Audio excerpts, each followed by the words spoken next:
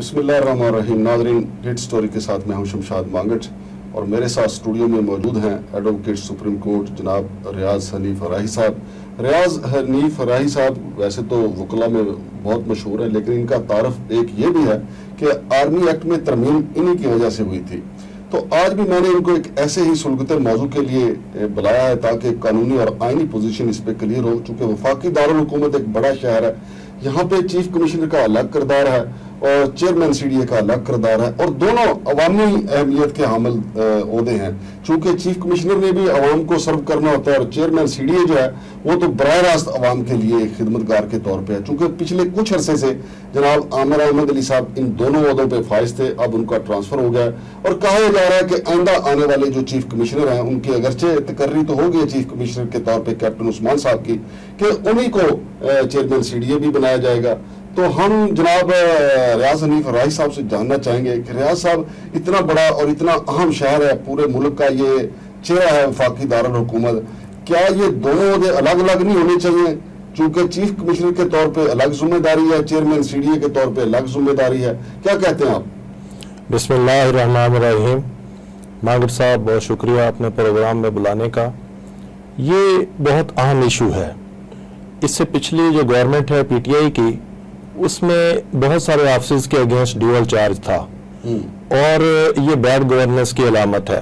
100 से ज्यादा ओहदों के ऊपर ऐसा था और ये खास तौर पे चीफ कमिश्नर के ऑफिस को भी इन्होंने ड्यूअल बनाया हुआ था कि एक ही आदमी के पास चेयरमैन सीडीए का भी चार्ज और चीफ कमिश्नर का भी चार्ज, हालांकि दोनों ओहदे बिल्कुल डिफरेंट हैं। अब ये ड्यूअल ऑफिस रखना ये बदयांती है और ये गवर्नमेंट सर्वेंट रूल्स 1964 के रूल नंबर 16 उसकी वायलेशन है। और अदरवाइज भी लॉजिक को भी देखा जाए तो एक सरकारी मुलाजिम अगर हर रोज आधे वक्त की बदयांती करता है तो वो तो मिसकंडक्ट है। Absence from duty is ground for misconduct. और अगर वो 8 घंटे की ड्यूटी में 4 घंटे एक दफ्तर में हाजिर रहता है और 4 घंटे गैर हाजिर रहता है, यही उसको नौकरी खत्म करने के लिए काफी है। जहां तक आमिर अली अहमद साहब की बात है, उनके एहतसाबी अदारों के साथ जाती मरासम थे जिस वजह से वो बच के निकल गए। वैसे उन्होंने additional charge as chairman CDA लिए रखा और 1.5 साल तक उनके पास एडिशनल चार्ज रहा और रेगुलर चेयरमैन सीडीए की हैसियत से भी उन्होंने 1 साल गुजार दिया। उसके बाद अब गवर्नमेंट की तवज्जो आई कि ये तो अजीब सी बात है कि एक ही आदमी के पास जो है 2 ऑफिस हैं। वैसे मुल्क में बेरोजगारी है और मुल्क में वसाइल भी महदूद हैं और कई जरूरतमंद लोग भी बैठे हुए हैं जो काम करने के शायक हैं और वो चाहते हैं कि हम अच्छी तरह से सर्व करें और अदारे की अच्छी कारकर्दगी हो।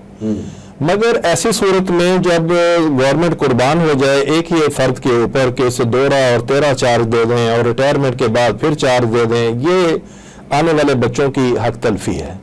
और बड़े ही खूबरू बच्चे जो कि हाई क्वालिफाइड होने के बाद आते हैं मैदान में, जब उनको उनका हक नहीं मिलता और जो लोग बैठे हुए हैं कब्जा करके उनको उनके हक से ज्यादा मिल जाता है, ये गैर मुसावी सलूक है।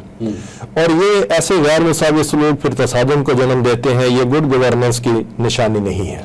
रियाज साहब, ये जरा हमारी रहनुमाई करें कि बतौर चीफ कमिश्नर भी एक ऐसी जिम्मेदारी है जो बराह रास्त पब्लिक को एड्रेस करती है। चीफ कमिश्नर को पब्लिक के क्या काम करने होते हैं और चेयरमैन सीडीए को? ये चीफ कमिश्नर वैसे भी एक्स ऑफिशियो मेंबर है सीडीए बोर्ड का। अगर वो ये ऑफिस ना भी ले एज एडिशनल चार्ज के तौर पर या परमानेंट बेसिस के ऊपर चेयरमैन सीडीए का, तो वैसे भी वो सीडीए बोर्ड की मीटिंग में जा सकता है। जैसे अटॉर्नी जनरल है, वो पार्लियामेंट की अगर ज्वाइंट सेशन हो तो उसमें जा सकता है, चला जाए ठीक है, ना भी जाए कोई बात नहीं। मगर इसको जो है एक रेगुलर चार्ज देना और वो ऑफिस इसके कुर्बान कर देना और सारे का सारा काम उस पर फोकस करना, ये ह्यूमनली पॉसिबल नहीं है कि एक आदमी 2 ऑफिस को मुकम्मल तौर पे यकसोई के साथ देख सके। देखें, अब स्पेशलाइजेशन का दौर है। इवन डॉक्टर भी जो है वो हर आज़ा के अलग अलग हैं। आंख का डॉक्टर अलग है, कान का डॉक्टर अलग है, मोगे का डॉक्टर अलग है, स्पेशलिस्ट अलग है, सर्जन अलग है और एक ही शोबे को वो फोकस कर सकते हैं। ایسا نہیں ہے کہ اگر کہیں کہ ایک ہی ڈاکٹر جو ہے سب اعضاء کا وہ علاج کر سکے. لیکن دیہاتوں میں تو ایک سرجری کا وہ ایک کمپاؤنڈر ہی کافی ہوتا ہے, وہ ہر قسم کا پیٹ درد ہو, کان میں درد ہو, آنکھ ناک گلے کی بیماریاں سب کو دیے جاتے ہیں. مگر صاحب وہ کمپاؤنڈر ہوتا ہے, میں ڈاکٹر کی بات کر رہا ہوں. پاکستان کو ایک کمپاؤنڈر کے طور پہ تو چلایا جا رہا ہے. دیکھیں کمپاؤنڈر پھر جو کچھ کرتا ہے وہ آپ کو پتا ہے. اگر یہ ہم سمجھتے ہیں کہ وفاقی دارالحکومت میں کمپاؤنڈر نہیں بیٹھنا چاہیے, یہاں پہ ڈاکٹر ہونا چاہیے. تو ریاض صاحب مجھے یہ آپ نے کہا کہ یہ مس کنڈکٹ ہے, تو مس کنڈکٹ عہدہ لینے والے کا مس کنڈکٹ ہے یا مقرر کرنے والے کا یہ مس کنڈکٹ ہے؟ یہ دونوں کا مس کنڈکٹ ہے. نوٹیفیکیشن تو اس نے ایشو کیا ہے, اس کی دستخط ہیں اوپر, اس کو نہیں پتا, اسے آنکھ کھول کے نوٹیفیکیشن جاری کرنا چاہیے سیکٹری اسٹیبلشمنٹ کو. ہاں, اور جب یہ جو کرتے ہیں نا, جب آدھے وقت کی بددیانتی, تو ایک ہی دن میں اگر وہ آدھے وقت میں غیر حاضر رہا دفتر سے, تو اس کو شو کاز نوٹس اس پہ دیا جا سکتا ہے کہ on this and that date you have remained absent from your duty for half the time. اچھا ریاض بھائی, اگر مطلب ایک کیپٹن عثمان صاحب کو بھی پچھلے اپنے چیئرمین عامر احمد صاحب کی طرح ہی ڈوئل چارج دے دیا جاتا ہے, کمشنر کا بھی اور ادھر بھی, تو اس کا لیگل ریمیڈی کیا ہوگی؟ کیا آپ کوئی عدالت سے رجوع کرنے کا ارادہ رکھتے ہیں, جیسے آپ نے آرمی چیف والے معاملے میں رجوع کیا تھا اور پھر آرمی ایکٹ میں ترمیم کرنا مجبوری ہو گئی تھی؟ دیکھیں, یہ ہم خبردار کر رہے ہیں گورنمنٹ کو بر وقت, یہ اس کی سمری موو ہوئی پڑی ہے چیف کمشنر کی کہ اس کو ایڈیشنل چارج دیا جائے. اگر دیا گیا تو ہم اس کو فوری طور پر کورٹ میں چیلنج کریں گے.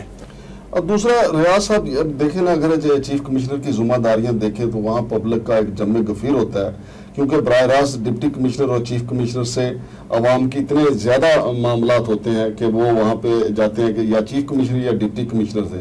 لیکن اگر چیف کمشنر صاحب صبح 4 گھنٹے ادھر بطور چیئرمین بیٹھے ہوں گے تو وہ چیف کمشنر آفس جو داد رسی کے لیے جائیں گے وہ رہ جاتے ہیں. اور اسی طرح چیئرمین جو ہے سی ڈی اے کے طور پہ یہ بالکل ایک مکمل جاب ہے, کیونکہ نہ صرف انہوں نے اپنے ملازمین کو سنبھالنا ہوتا ہے بلکہ لوگوں کو براہ راست جو ہے ان کے مسائل کو حل کرنا ہوتا ہے. اگر آپ 4 گھنٹے یہاں کام کر کے چلے جائیں گے بطور چیف کمشنر کام کرنے کے لیے, تو یہاں تو پھر اندھیر نگری ہو جائے گی سی ڈی اے میں. دیکھیں, یہ پاکستان کی تعزیرات کے مطابق, پی پی سی تعزیرات پاکستان کے مطابق یہ افینس بھی ہے. اگر اس طرح کی بددیانتی ہو اور یہ امانت میں خیانت ہو تو یہ بہت بڑا مس کنڈکٹ ہے.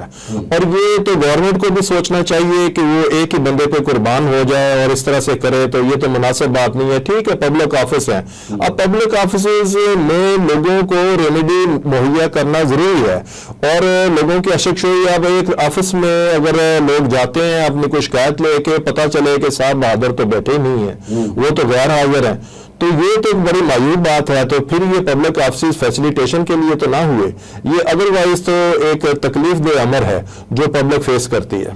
لیکن ریاض صاحب یہاں دیکھنے میں یہ آیا, چونکہ عامر احمد علی صاحب کے پاس 2 عہدے تھے اور اپنے تینوں کی بھرپور کوشش تھی کہ وہ اچھا ڈیلیور کریں. انہوں نے یہاں پہ ایک کمیٹی بنائی تھی خاص طور پہ پلاٹوں کی الاٹمنٹ کے حوالے سے, جس کا نام جینیس کمیٹی رکھا گیا تھا.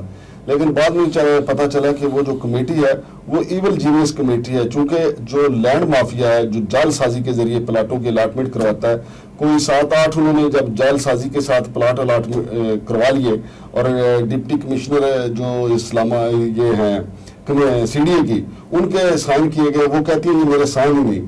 تو چیئرمین صاحب کو اس وقت پتا چلا جب یہ واردات ہوگی, اور جب وہ کاغذات کو کھنگالا گیا تو پتا چلا یہ تو سینکڑوں میں ہیں پلاٹ ایسے جو جعل سازی کے ساتھ ہوئے ہیں.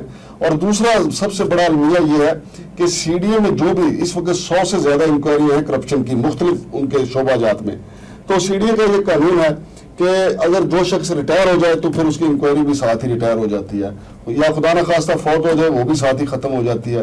لیکن جو واردات ہوتی ہے پھر انکوائری اس کی مقرر کی جاتی ہے, اس کو منطقی انجام تک کیوں نہیں پہنچایا جاتا؟ دیکھیں مانگر صاحب, آپ نے 2 باتیں ایک وقت میں کر دیں.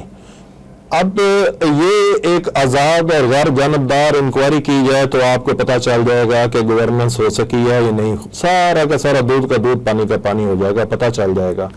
کہ بطور چیف کمشنر کیا کام ہوئے ہیں, کیا ریفارم ہوئے ہیں, کیا انہوں نے لاز لائے ہیں, بائی لاز کیسے بنائے ہیں, آپ کو یہی نظر آئے گا کہ انفیکٹو رہی کارکردگی. دوسری بات جو آپ فرما رہے ہیں کہ جی یہ جو ہے یہ تو دو عہدوں کے اوپر رہنے کے بعد یہ تو بیڈ گورننس ہے اور انکوائریاں ہیں اور انکوائریاں کسی نتیجے پر بھی نہیں پہنچ سکیں, یہ ایسا ہی معاملہ ہے. اور یہ بیڈ گورننس کی کہتے ہیں اس کو ہیں بیڈ گورننس, اور یہ بیڈ گورننس کی ہی علامت ہے. ہم اس لیے یہ موجودہ گورنمنٹ کو خبردار کر کے کہتے ہیں کہ وہ ڈیول چارج کا طریقہ کار نہ اپنائیں. یہ پچھلی گورنمنٹ کا وتیرہ تھا اور ابھی بھی کسی انڈیپینڈنٹ شخص کو چیئرمین سی ڈی اے کے طور پر تعینات کریں. جی ناظرین, ریاض حنیف راہی صاحب کی آپ گفتگو سن رہے تھے. میرا خیال ہے کہ اگر حکومت یہ چاہے گی کہ ایک ہی شخص کو 2 عہدے دے دیے جائیں تو پھر یہ معاملہ جائے گا اسلام آباد ہائی کورٹ میں. چونکہ ریاض حنیف راہی صاحب پٹیشنر تو بہت زبردست ہیں, پھر مقدمہ بھی بہت اچھا لڑتے ہیں, اور یہ رائٹ بھی ہے کہ ایک شخص کو ایک عہدہ کا, چیف کمشنر کوئی چھوٹی پوسٹ نہیں ہے. اور اس سے پہلے چیف کمشنر اسلام آباد کا الگ ہوتا تھا, چیئرمین سی ڈی اے الگ ہوتا تھا, اور یہ معاملہ عدالت میں جانا چاہیے. لیکن اس سے بھی زیادہ جو ضروری ہے کہ جو بھی چیئرمین سی ڈی اے آئے, جو معاملات پہلے سے انکوائری طلب ہیں, جو انکوائریز بیٹھی ہوئی ہیں, مقرر کی گئی ہیں, ان کو منطقی انجام تک پہنچایا جانا چاہیے. لیکن چونکہ سی ڈی اے کے میں موجود جو کالی بھیڑیں وہ آپس میں گٹھ جوڑ کر لیتی ہیں, جان بوجھ کے معاملے کو لٹکایا جاتا ہے تا وقت کہ کرپشن کرنے والا ریٹائر ہو جائے اور ساتھ ہی یہ انکوائری ریٹائر ہو جائے. بڑی چیزیں ہیں سی ڈی اے میں دیکھنے والی. اب دیکھتے ہیں کہ ایک ہی شخص کو 2 عہدے ملتے ہیں یا الگ الگ ملتے ہیں. ایک ہی شخص کو 2 عہدے ملے تو ریاض حنیف راہی صاحب عدالت میں آپ کو نظر آئیں گے ایک پٹیشن کے ساتھ. شمشاد مانگٹ کو اجازت دیجیے, اللہ حافظ.